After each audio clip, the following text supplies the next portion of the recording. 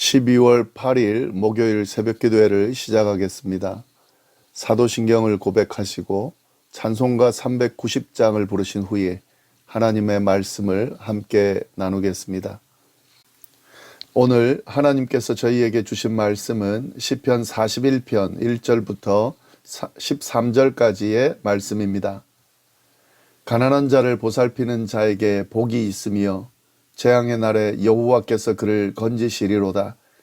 여호와께서 그를 지키사 살게 하시리니 그가 이 세상에서 복을 받을 것이라. 주여 그를 그 원수들의 손에 뜻에 맡기지 마소서. 여호와께서 그를 병상에서 붙드시고 그가 누워 있을 때마다 그의 병을 고쳐 주시나이다.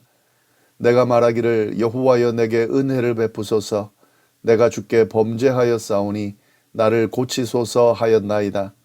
나의 원수가 내게 대하여 악담하기를 그가 어느 때에 죽고 그의 이름이 언제나 없어질까 하며 나를 보러 와서는 거짓을 말하고 그의 중심에 악을 쌓았다가 나가서는 이를 널리 선포하며 나를 미워하는 자가 다 하나같이 내게 대하여 수군거리고 나를 해하려고 꾀하며 이르기를 악한 병이 그에게 들었으니 이제 그가 눕고 다시 일어나지 못하리라 하오며 내가 신뢰하여 내 떡을 나눠 먹던 나의 가까운 친구도 나를 대적하여 그의 발꿈치를 들었나이다. 그러하오나 주 여호와여 내게 은혜를 베푸시고 나를 일으키사 내가 그들에게 보응하게 하소서. 이로써 내 원수가 나를 이기지 못하오니 주께서 나를 기뻐하시는 줄을 내가 알았나이다. 주께서 나를 온전한 중에 붙드시고 영원히 주 앞에 세우시나이다. 이스라엘의 하나님 여호와를 영원부터 영원까지 송축할지로다. 아멘, 아멘. 오늘은 시편 41편 말씀을 함께 나누도록 하겠습니다. 시편 41편은 다윗이 지은 시로서 개인 탄원시로 분류할 수 있습니다. 탄원시이기 때문에 하나님께 탄식과 청혼의 간구를 드리는 내용과 그 간구를 들으시는 하나님을 확신하는 내용, 그리고 그 하나님께 찬양을 드리는 내용이 나옵니다. 이를 감안하고 말씀을 좀 보도록 하겠습니다. 먼저 1절 말씀입니다. 가난한 자를 보살피는 자에게 복이 있으며 재앙의 날에 여호와께서 그를 건지시리로다. 시편 기자는 가난한 자를 보살피는 자에게 복이 있다고 고백하면서 시를 시작합니다. 복이 있는 사람이 누굽니까? 가난한 자를 보살피는 자라는 거죠. 그런데 여기서 말하는 가난한 자를 보살피는 자는 누구를 말하는 것일까요? 가난한 사람들을 구제하고 돌보는 일을 하는 사람을 의미하는 것일까요? 이 부분도 포함되겠지만 단순히 구제하고 선행하는 사람만을 이야기하는 것은 아닙니다. 단순하게 구제와 선행을 하는 사람이면 다 복을 받는 사람인가, 복이 있는 사람인가, 그리고 여기서 말하는 복이 있는 사람이 되는가? 그렇지 않습니다. 여기서 말하는 가난한 자를 보살피는 자는 하나님의 뜻을 이행하는 사람을 의미합니다. 하나님의 말씀을 제대로 이해하고 그 하나님의 뜻을 제대로 깨닫고 그 뜻대로 이행하는 사람, 가난한 자를 보살핀다고 하는 그 하나의 모습이지만 그 모습 안에 담겨 있는 의미가 바로 이 의미라는 거죠. 그런 사람이 바로 복이 있는 사람이라는 거죠. 여호와를 경외하는 자는 복이 있나니. 여호와를 경외하는 자, 하나님을 경외하고 하나님의 뜻에 귀를 기울이고 하나님의 뜻을 행하는 사람, 그리고 그 의미 안에서 가난한 자를 보살피는 사람, 그 사람이 복이 있다 하는 거죠. 복 있는 사람이 어떤 사람인지 분명히 잘 새겨두시기를 바랍니다. 이어지는 내용을 보면요, 이 의미를 분명히 더 알 수가 있는데요. 재앙의 날에 여호와께서 그를 건지신다. 가난한 자를 보살피는 자가 복이 있는 이유가 뭔가? 재앙의 날에 여호와께서 그를 건지시기 때문에 복이 있는 겁니다. 재앙의 날에 여호와께서 건지시는 자가 누굽니까? 하나님을 믿고 따르는 자를 건지시죠. 재앙의 날에 하나님께서 아무나 건지시는 게 아니에요.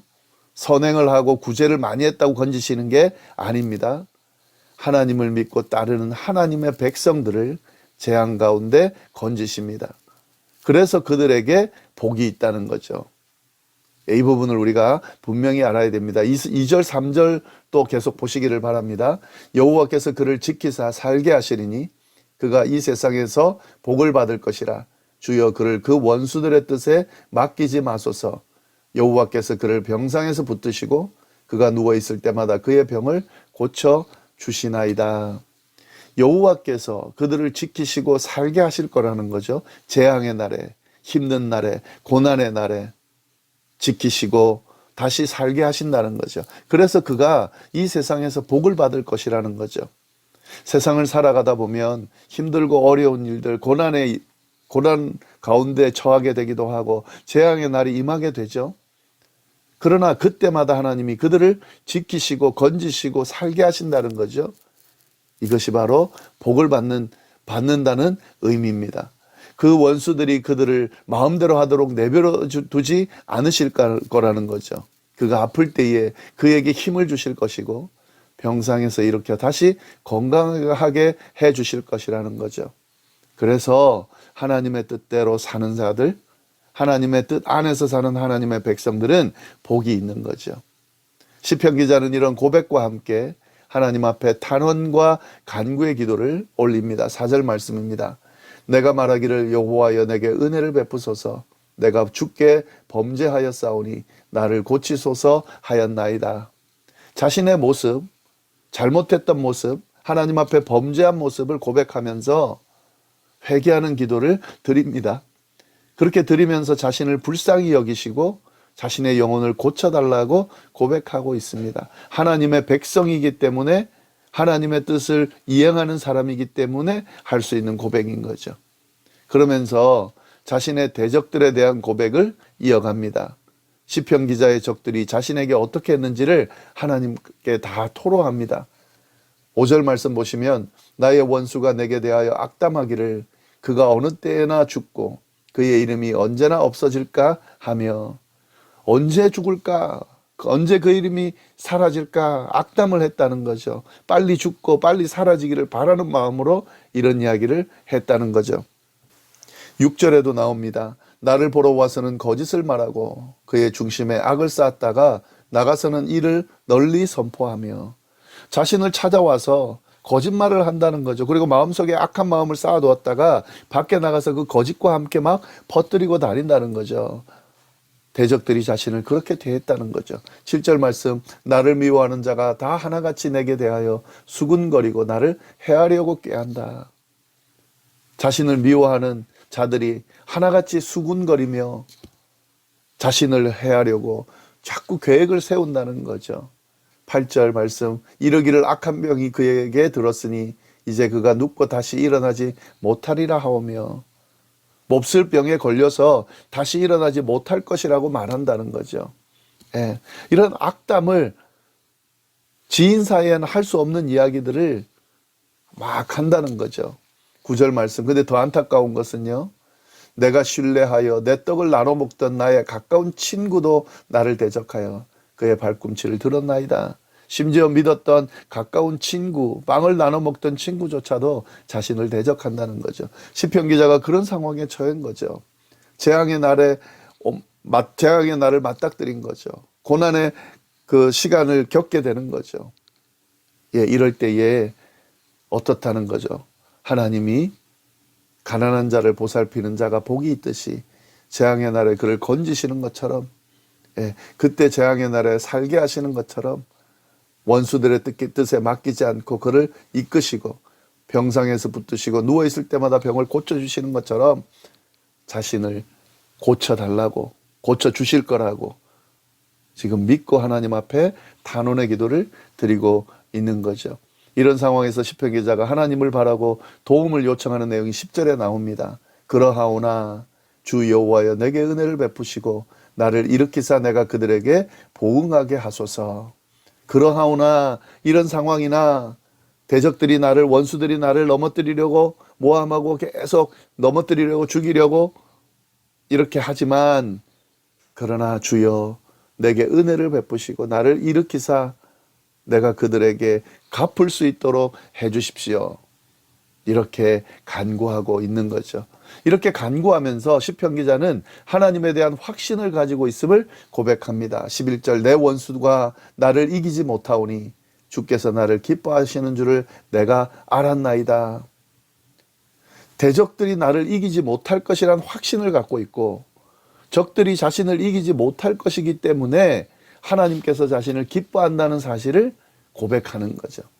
예, 이건 확신을 가지고 지금 이야기하는 겁니다. 그런 하나님이기 때문에 내가 지금 간구한다는 거죠. 또 고백을 합니다. 12절 말씀입니다. 주께서 나를 온전한 중에 붙드시고 영원히 주 앞에 세우시나이다. 진실함을 보시는 시편 기자의 진실함을 보시는 주님께서 그를 붙드시고 주님의 얼굴 앞에 영원히 세울 것이다. 시편 기자는 이걸 확신하고 있습니다. 이 확신을 가지고 하나님 앞에 자신의 지금의 상황을 돌아봐 달라고 또 돌아봐 주실 거라고 믿고 간구하고 있는 거죠. 그리고 결론은 어떻게 끝을 냅니까? 찬양으로 끝을 맺습니다. 13절 이스라엘의 하나님 여호와를 영원부터 영원까지 송축할지로다. 아멘, 아멘. 네, 지금 시편 기자의 상황이 어떠한지가 잘 드러납니다. 대적들, 원수들에 의해서 지금 손가락질 받는 그런 참 기가 막힌 그런 재앙의 날에 처한 것 같은 상황에 처해 있음을 우리가 알 수가 있습니다. 그때 시편 기자가 어떤 고백을 하는 겁니까? 가난한 자를 보살피는 자에게 복이 있다. 재앙의 날에 여호와께서 그를 건지시기 때문이다. 확신에 차서 하나님께 지금 간구하며 도움을 요청하며 도와줄 것을 기대하고 있다는 거죠. 결론은 어떻게 맺었습니까? 하나님을 찬양하는, 결국 그렇게 해주실 하나님을 찬양하면서 끝을 맺었다는 거죠. 우리의 삶을 돌아보면, 우리의 신앙생 여정을 쭉 지내다 보면 이런 상황에 처할 때가 있습니다. 그때 이 시편 기자의 모습처럼 우리도 이런 모습으로 하나님을 바라보고 기도할 수 있어야 된다는 거죠.